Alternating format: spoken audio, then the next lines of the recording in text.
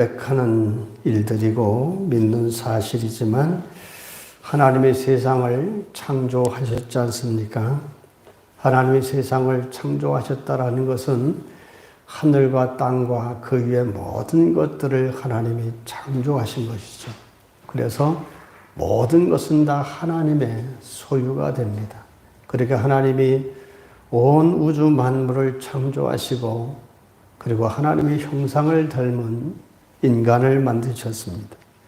사람을 만드셔서 외딴 섬에 홀로 살게 두지 않으시고 사람과 사람과의 관계 속에서 살아가도록 하셨습니다.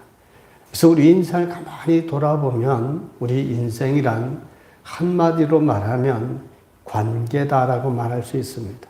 우리가 살아가는 모든 삶은요, 가족에서도 관계가 있고 사회생활도 마찬가지고 모든 곳에 관계가 맺어지는 삶, 이것이 바로 우리 인생이죠. 그런데 이런 관계도요, 크게 살펴보면 세 가지로 나눌 수가 있습니다. 우리 인생에 관계된 것 중에 첫째, 우리가 사람과 사람의 관계가 있죠. 이걸 가리켜서 대인관계라고 합니다. 또 한 관계가 있죠. 사람이 살아가려면 물질이 필요하지 않습니까? 이런 물질과 사람의 관계를 가리켜 대물관계라고 합니다. 가장 중요한 관계가 남았죠. 사람의 세상을 살아가면서 꼭 맺어야 될 관계, 바로 하나님과의 관계, 이 관계가 대신관계라고 합니다. 이런 이 대신관계가 정말 잘 되어야 인생이 복을 누리고 한평생 똑같이 사는 세상이지만 누군가는 숨을 다 쉬고 끝날 때 허무하게 살았노라, 그리고 숨을 거두고 영원한 죽음을 향해 가겠지만 이 하나님과의 관계가 잘 맺어진 사람은 어떻습니까? 똑같이 시간과 공간이 지배하는 세상 속에 살면서 보람 있고 가치 있고 행복하고 영원한 하나님 나라를 위해서 상급을 쌓아놓는 정말로 그야말로 복 있는 인생을 삽니다. 그리고 숨을 못 줄 날이 가까울수록 점점 더 하나님 나라에 대한 소망이 그리워지고 그 하나님 나라가 그리워지는 것이죠. 그래서 세상을 떠날 때 영원한 하나님 나라로 가게 되는 복 있는 인생이 되는 겁니다. 이처럼 하나님과의 관계가 우리 인간에게 절대적인데, 그럼 여러분 하나님과의 나와의 관계가 어떤 관계가 돼야 될까요? 요한복음에도 말씀하시고 여러 곳에서 말씀하시는 것을 보면, 신명기에서도 말씀하시는 걸 보면 요한복음 15장에는 포도나무와 가지의 관계를 말씀하셨죠. 신명기에도 보면 말씀에 부중하라, 이런 말씀이 있는 것처럼 하나님과 나와의 관계가 어떤 관계를 해야 되는가 하면, 한마디로 말하면 여러분 껌딱지 같은 존재가 되어야 됩니다. 딱 달라붙으면 전혀 떨어지지 않는 관계.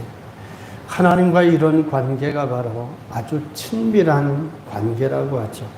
오늘 말씀이 여러분 잘 아시는 요셉에 관한 말씀입니다. 몇 년 전에 이 말씀을 통해 여러분에게 한번 말씀을 증거한 때가 있습니다. 오늘 말씀에 보면 이런 요셉이 하나님과의 관계에서 그의 자손들과 함께 이렇게 하나님과의 관계가 마치 껌딱지 같은 관계의 사람들입니다.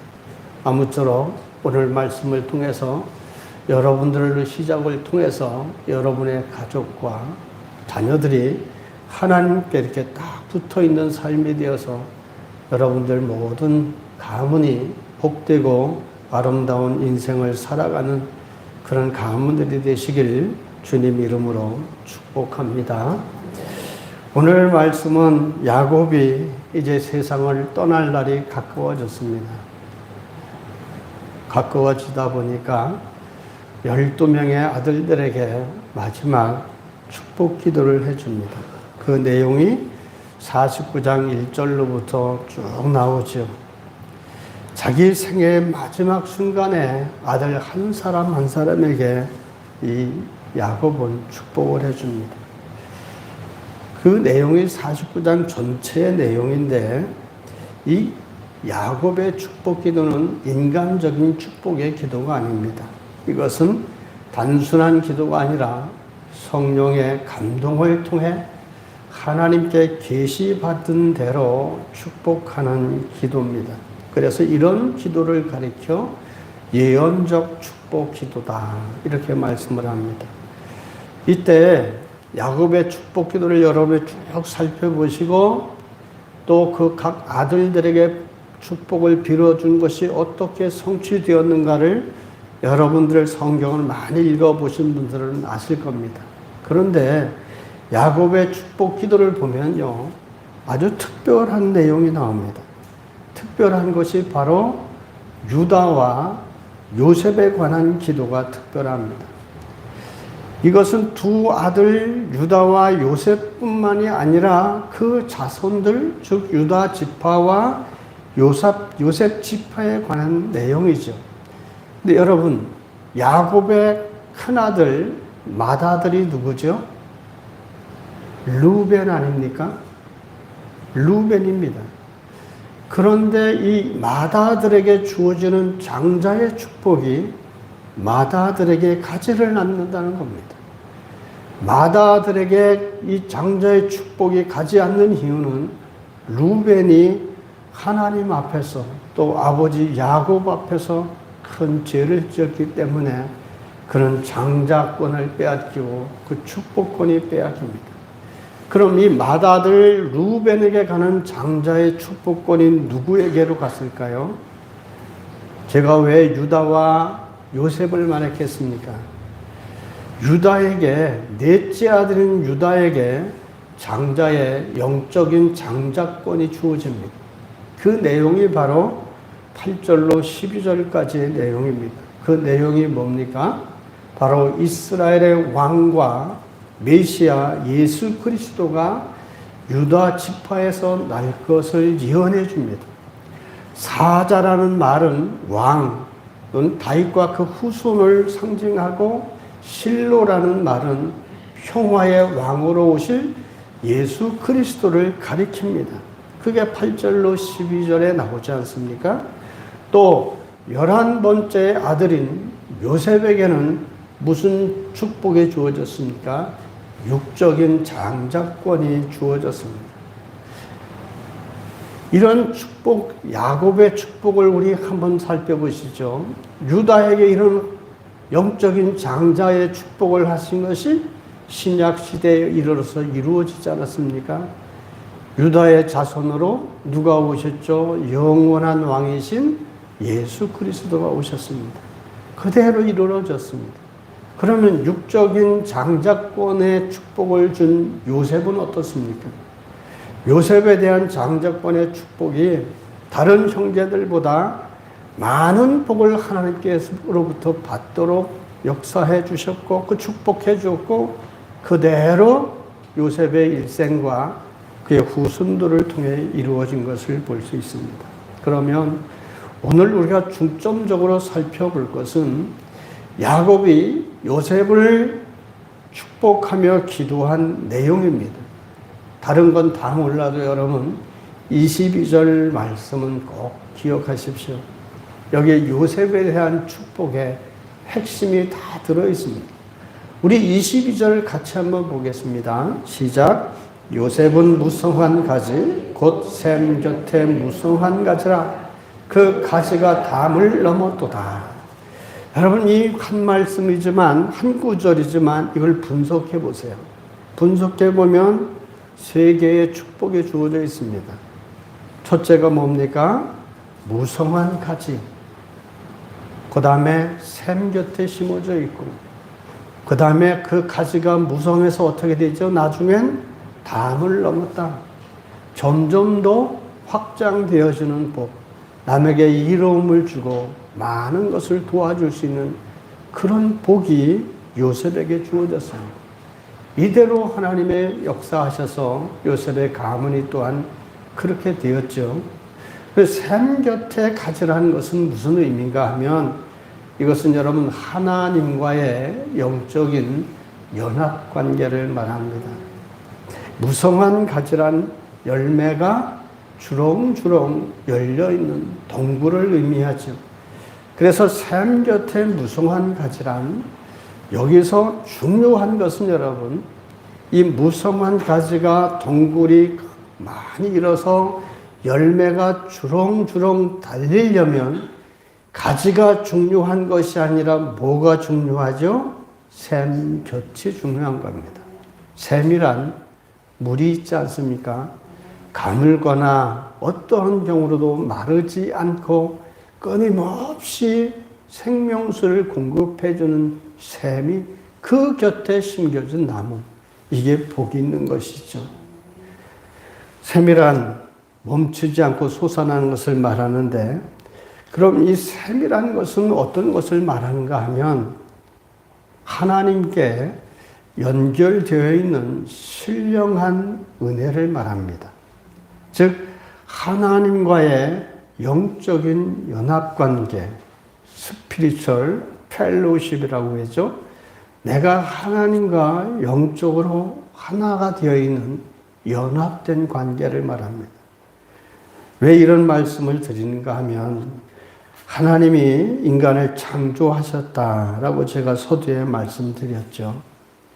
하나님은요, 우리 인간을 결코 독립적인 존재로 만드시지 않았습니다. 우리 인간은 어떤 존재로 만드셨죠? 그렇습니다. 하나님을 의지하도록 만들어졌습니다. 하나님은 자존적 존재고 우리는 의존적 존재로 만들었어요.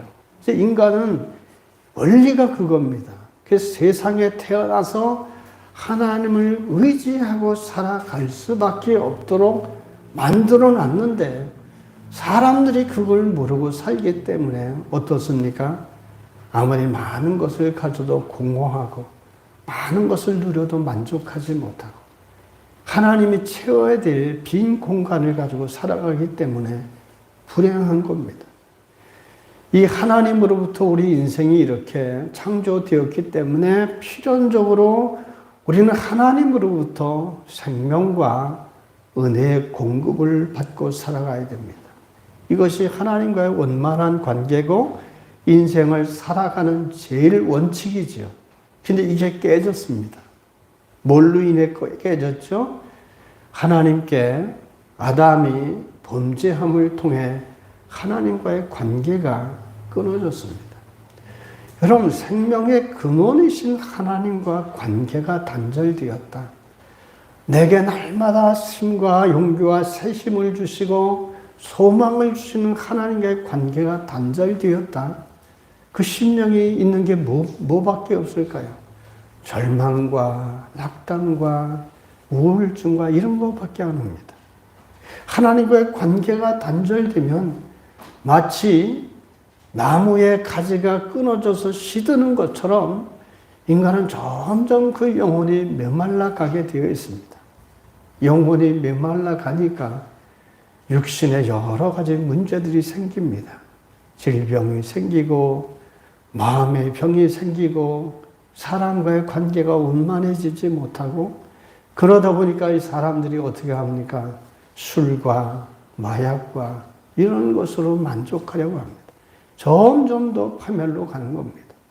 인간은 그렇기 때문에 하나님과 관계가 원만해져야 됩니다. 그런데 이런 범죄로 인해서 이 세상의 모든 인생들이 하나님과 관계가 단절되어 있고 신음하는 고통 속에 살게 됐습니다. 이 문제를 해결해 주시기 위해서 죄 없으신 하나님의 아들이 동정녀의 몸으로 세상에 태어나셔서 십자가에 돌아가신 겁니다. 그래서 그 예수님을 믿는 자마다 그리스도 예수 안에서 대속적 피로 죄 씻음을 받고 하나님의 관계가 어떻게 되는 겁니까? 회복되어지는 거예요.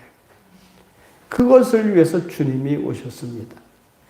이런 주님의 피로 인하여 우리가 하나님과 제사함을 받게 됐고 하나님과 화목하게 됐고 하나님과의 관계가 회복되어서 다시금 그리스도 예수로 말미암아 하나님과 영적인 관계를 다시 회복하게 된 겁니다. 그러면 그렇게 되었기 때문에 정말 예수 그리스도를 진실히 믿는 사람들은 날마다 생명과 영적인 생명과 은혜를 공급받고 마치 열매를 맺듯이 우리 삶 가운데 그런 영적인 기쁨과 육적인 기쁨, 열매들을 맛보며 살아가는 겁니다.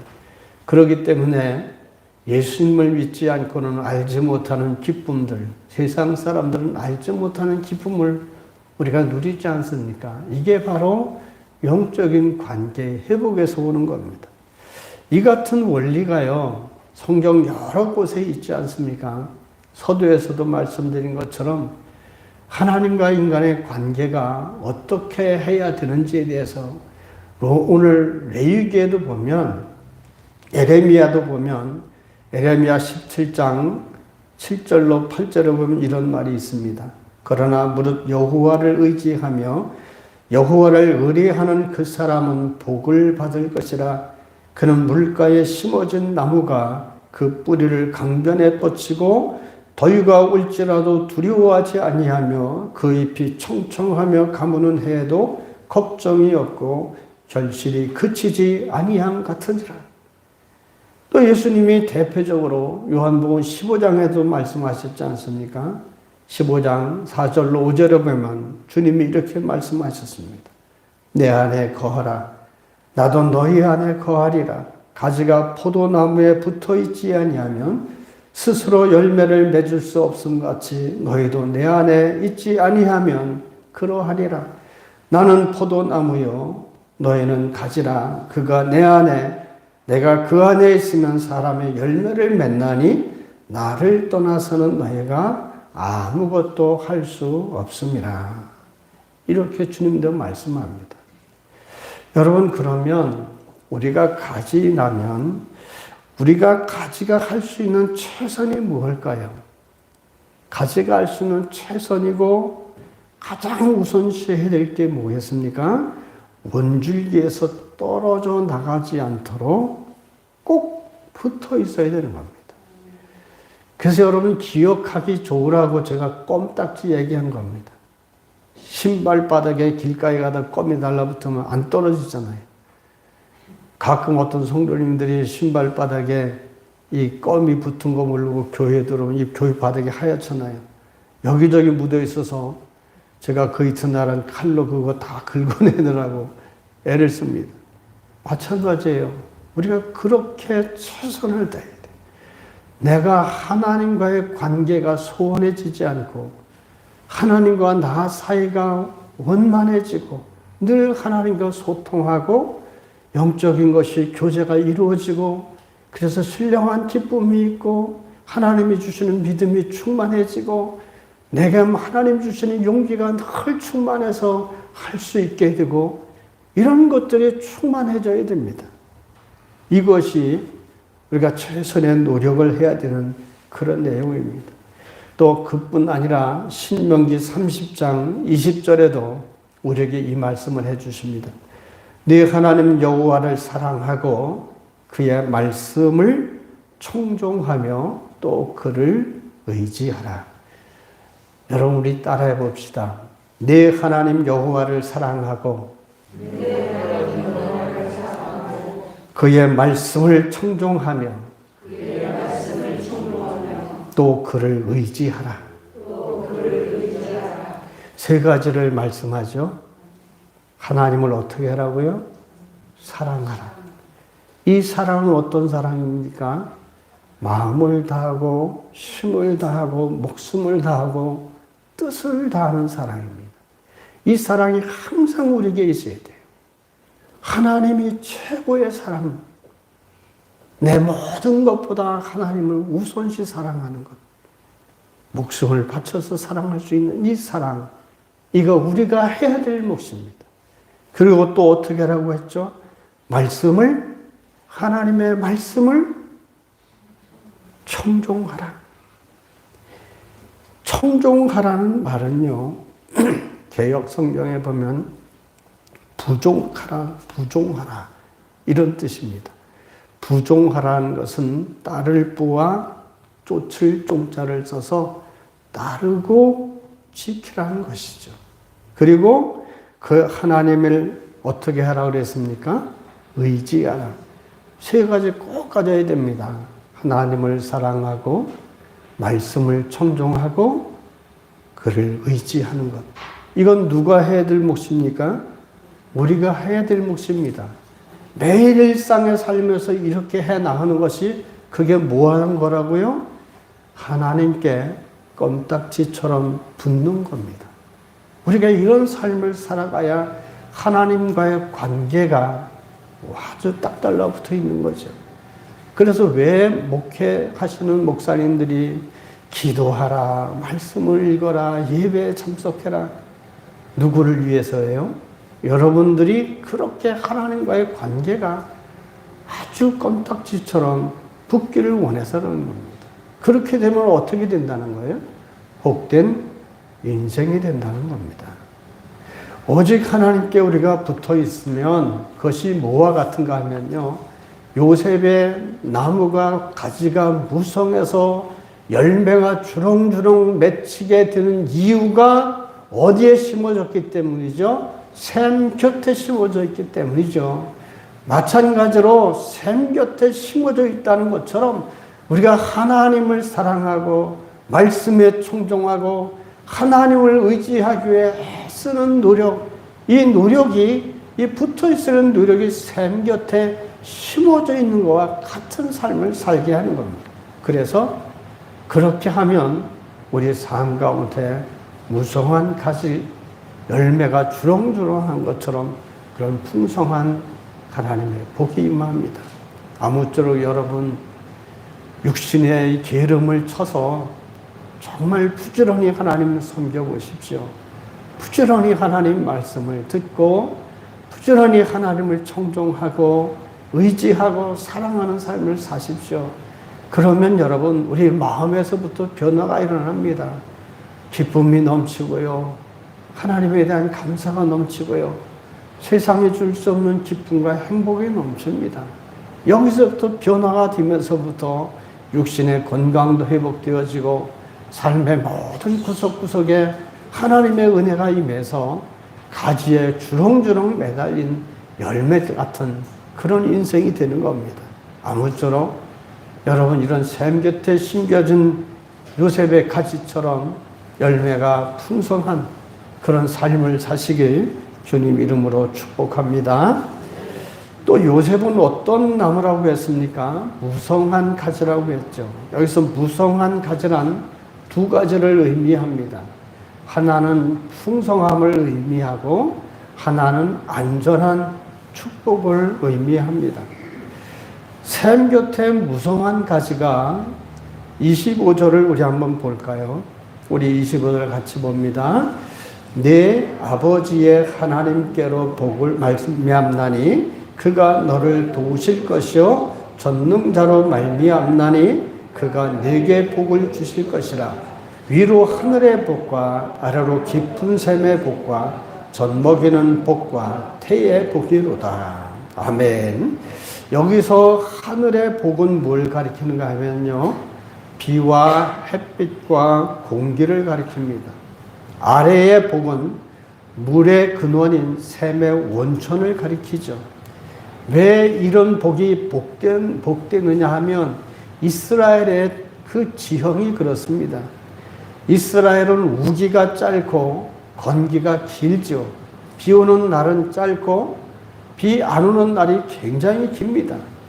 그래서 사막 같은 곳에 이런 비가 오는 것, 샘처럼 마르지 않는 이런 것들은 정말 얼마나 귀한 복입니까? 그래서 창세기에도 보면 샘, 우물 파는 것 때문에 싸우고 전쟁이 나지 않습니까? 그만큼 샘은 이런 사막 같은 곳에서는 굉장히 생명과 같은 겁니다. 그리고 젖먹이는 복이란, 즉 태의 복은 짐승과 자녀의 번성의 복을 가리킵니다. 그런데 하늘의 복은 1차적으로 샘의 원천을 물로 얻는 것이지만 더 나아가서는요, 2차적 의미는 하나님이 인간의 영혼을 위해 부으시는 신령한 복을 암시하는 겁니다. 그러니까 야곱이 요셉과 그 자손을 축복하는 것은요, 육적인 축복과 영적인 축복을 망라한 것이죠. 우리가 흔히 기도할 때 사용하는 하늘의 신령한 복과 땅의 기름진 축복, 이것이 바로 하늘의 복과 땅의 복을 말하죠. 하늘의 샘과 또 태의 복, 이걸 말하는 거나 마찬가지입니다. 이런 영육 간의 풍성한 복을 가리켜서 사도 요한이 요한 3서 2절에 말씀하죠. 사랑하는 자요, 다 같이 해볼까요? 이거 다 외우실 텐데. 사랑하는 자요, 내 영혼이 잘됨 같이 내가 범사에 잘되고 강건하기를 내가 원하노라. 이 복 중에서도요, 여기에도 꼭 순서가 있습니다. 먼저는 영적인 축복, 영혼이 잘 되는 복, 그 다음에 육적인 축복. 이런 영적인 원리가 하나님의 복 주심의 원리입니다. 항상 하나님이 복을 주시는데, 그래서 항상 먼저 영혼이 잘 되길 바라고 그 후에 육적인 복을 주십니다. 예수님도 그래서 마태복음 6장 33절에 말씀하셨잖아요. 너희는 먼저 그의 나라와 그의 의를 구하라. 영적인 것이죠. 그리하면 어떻게 하신다고 했죠? 이 모든 것을 너희에게 더하여 주시리라. 더하다라. 이 영어로 보면 플러스로 되어 있습니다. 그냥 더해 주는 거예요. 덤으로 주는 겁니다. 육적인 모든 것들. 그래서 영적인 복이 항상 우선임을 기억해야 됩니다. 이렇게 하나님이 풍성한 복으로 요셉에게 약속을 하셨고, 또 안전한 복이 이 무성한 가지에 담겨 있는데, 풍성한 복이라도요, 만일 고난과 시련 가운데 흔들리고 빼앗겨버리면 아무 소용없지 않습니까? 아무리 돈을 벌어들여도 집안에 우환이 끌면요, 돈이 어디로 가는지 모릅니다. 열심히 돈을 벌어서 돈이 좀 있나 싶으면 병원에 다 갖다 주고 사고 나서 다 빼앗기고 이러면 풍성한 복이 있을 수 없습니다. 이런 복을 지킬 수 있고 누릴 수 있도록 해주시는 것이 바로 안전한 하나님의 복이지 않습니까? 요셉과 그 자손도 고난과 시련을 겪겠지만 결국 승리했습니다. 이렇게 하나님의 안전케 하시는 복이. 왜냐하면 야곱이 요셉을 향해 어떻게 기도합니까? 23절과 24절의 이 부분에 대해서 이렇게 축복합니다.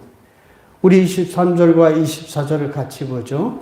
활 쏘는 자가 그를 학대하며 적개심을 가지고 그를 쏘았으나 요셉의 활은 도리어 굳세며 그의 팔은 힘이 있으니 이는 야곱의 전능자 이스라엘의 반석인 목자의 손을 힘입음이라. 아멘. 여기서 활 쏘는 자란 원수를 의미합니다. 우리에게도 우리 삶에도요, 활 쏘는 자들이 얼마나 많습니까? 원수들이 많죠.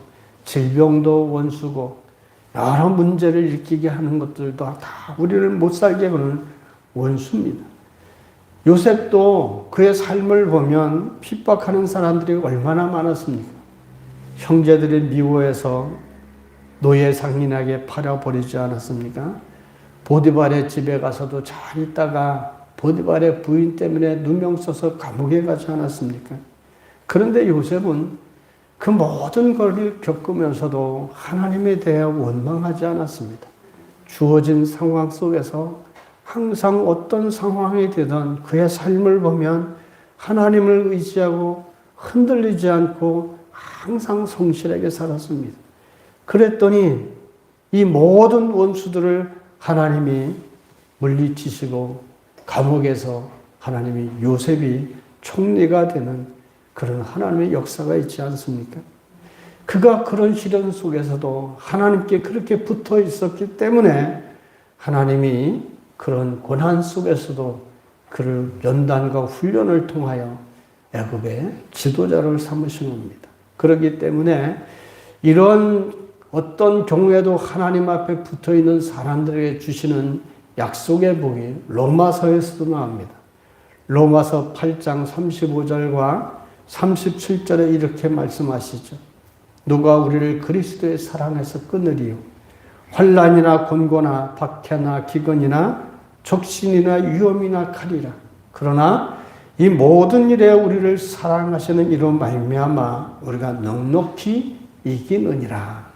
아멘.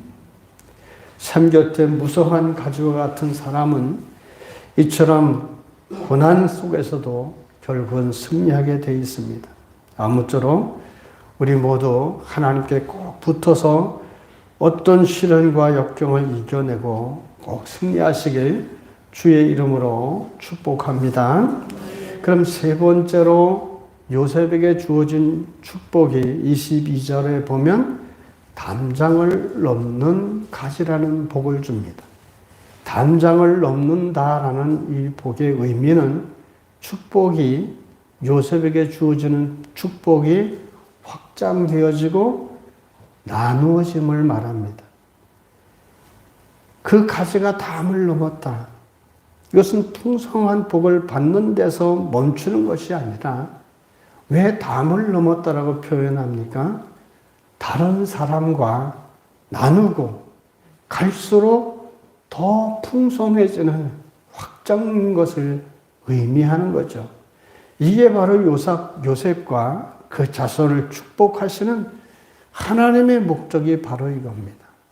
요셉을 축복하시고 그 후손을 축복하시는 목적이 바로 이 축복의 나눔과 확장을 위해서 주신 겁니다. 동족 이스라엘에게 이런 복을 나누었고 만민에게 이런 복을 나누지 않았습니까? 요셉이 총리가 되어서 7년 기근으로 어려움에 처한 많은 사람들을 도왔습니다. 이 목적은 비록 요셉에게만 해당되는 게 아닙니다. 믿음의 조상 아브라함 때부터 모든 성도들에게 부여된 하나님의 목적입니다. 하나님이 우리에게 복을 주시는 목적이 뭐라고 했습니까? 점점 더 확장되어지고 더 많은 사람과 나누게 하시는 게 주님의 축복의 목적입니다. 그렇기 때문에 우리가 하나님의 복을 누리며 살 때 주신 복을 남에게 나누고 이렇게 살아가는 삶이 이것이 내 주신 복을 고갈시키는 것이 아니라 오히려 더 확장하고 더 많은 복을 받는 계기가 된다는 사실을 기억해야 됩니다. 나누지 않기 때문에 문제가 되는 겁니다. 여러분 잠언 11장 24절에 이런 말씀하셨습니다. 흩어 구제하여도 더욱 부하게 되는 일이 있나니 과도히 아껴도 가난하게 될 뿐이니라. 주님도 말씀하셨지 않습니까? 누가복음 6장 38절에 보면 주라 그리하면 너에게 줄 것이니 곧 후히 되어 누르고 흔들어 넘치도록 하여 안겨주리라. 너희가 헤아리는 그 헤아림으로 너희도 헤아림을 도로 받을 것이니라. 하나님이 주님이 말씀하셨어요. 하나님으로부터 받은 거 나눠주라. 그럼 나눠주면 어떻게 하신다는 거예요? 흔들어 넘치도록 안겨준다고 했습니다. 그러지 않기 때문에 문제라는 겁니다. 그러면서 무슨 말씀합니까? 너희가 헤아리는 그 헤아림. 이 헤아림이란 뭘까요? 내가 이 사람을 도우면 내게 뭘 줄 것인가? 내가 1,000원을 주면 이 사람이 나한테 20,000원어치 줄까? 이런 걸 헤아리는 겁니다. 또는 이 아까운 걸 왜 줘? 인색해지게 되는 것. 이런 게 헤아리는 겁니다.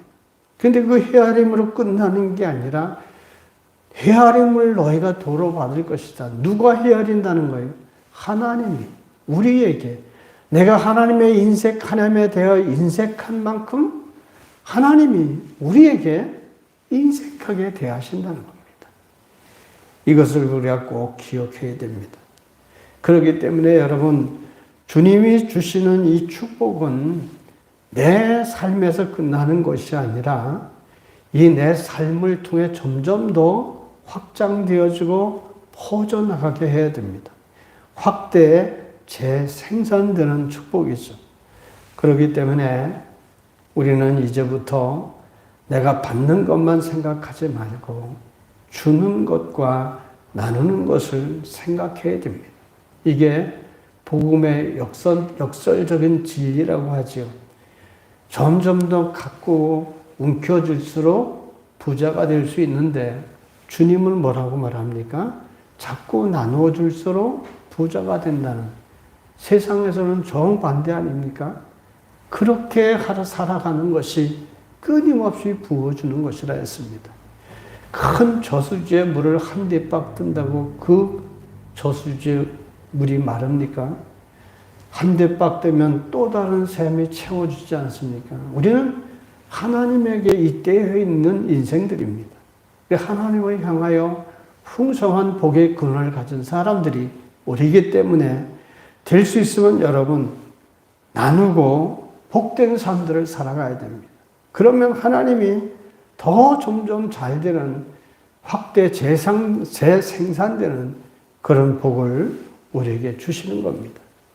이런 복을 여러분 받기를 원하시고 또 이렇게 기도하지 않습니까? 올해가 벌써 2월 첫째 주입니다. 올해는 더 잘 되기를 바라지만 대외적인 거나 대내적인 여건을 가만히 보십시오. 지금이 제2차 대전 이래로 제일 어려운 국제적 상황이 지금 시대라는 겁니다. 지금까지 그런 시대가 없었다고 했습니다. 지금은 전쟁이 세 군데서 일어나려는 조짐이 있죠. 우크라이나 러시아 전쟁, 하마스하고 이스라엘 전쟁, 또 이란하고 어딥니까? 파키스탄, 또 그 홍해, 이런 출입선, 이런 것들에 대한 공격, 이래서 전쟁이 점점 확대되어 가고 있고, 이북의 김정일도 전쟁을 선포하고 있지 않습니까? 그래서 세계 사람들은 이게 제일 이 전쟁 그래프를 보면 최고조에 올라있는 위험한 시대라고 했습니다. 이런 전쟁의 위험 속에 위험이 있으면 어떨까요? 경제는 더 어려워집니다. 수출이 안 되죠. 수출이 안 되니까 회사들이 직원을 뽑지 않습니다. 그리고 얼마나 이자가 높습니까? 빚을 얻은 사람들이 이자 갚기에 허덕거립니다. 허덕거리고 삶의 여유가 없다 보니 우리가 길가에서 보는 가게들이 안 되지 않습니까? 다 부채에 떠밀려서 가게 문을 닫고 이런 상황입니다. 왜 이런 말씀을 드립니까? 올해도 우리가 겪고 넘어가야 될 이런 어려운 일들이 있습니다. 이런 어려움을 현실적으로 맞고 있는 우리들이 어떻게 하면 그러면 요셉처럼 샘 곁에 심겨진 나무처럼 풍성한 그런 열매를 맺고 축복을 나누는 인생이 될 수 있느냐? 딱 한 가지 비결밖에 없습니다. 요셉의 나무가 어디에 심겨졌다고요?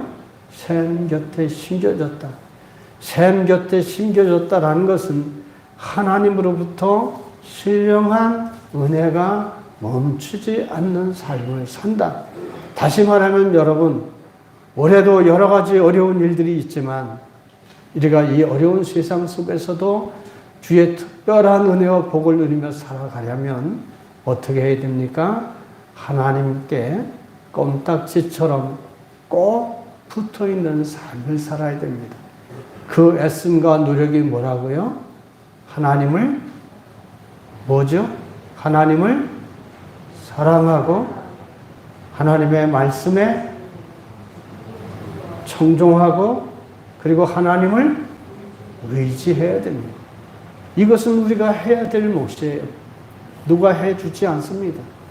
내가 열심을 내서 하나님께 가까이 나아가고 열심히 모여서 하나님 앞에 기도하고 열심히 하나님의 말씀을 깨닫고 읽을 때 내가 하나님과의 관계, 영적인 관계가 마치 포도나무에 가지가 붙어 있는 것처럼 신령한 은혜가 우리 영혼을 감싸게 되고요. 그러면 마음의 기쁨과 평안이 넘치고요. 육신이 행복해지고요. 서서히 하나님의 하시는 복 주시는 일들이 우리 삶 가운데 열매가 맺어가는 겁니다. 이렇게 하나님께 꼭 붙어있는 삶을 사셔서 올해 하나님이 주시는 그 풍성한 가지의 복을 누리는 저와 여러분 다 되시길 주의 이름으로 축원합니다. 아멘. 하나님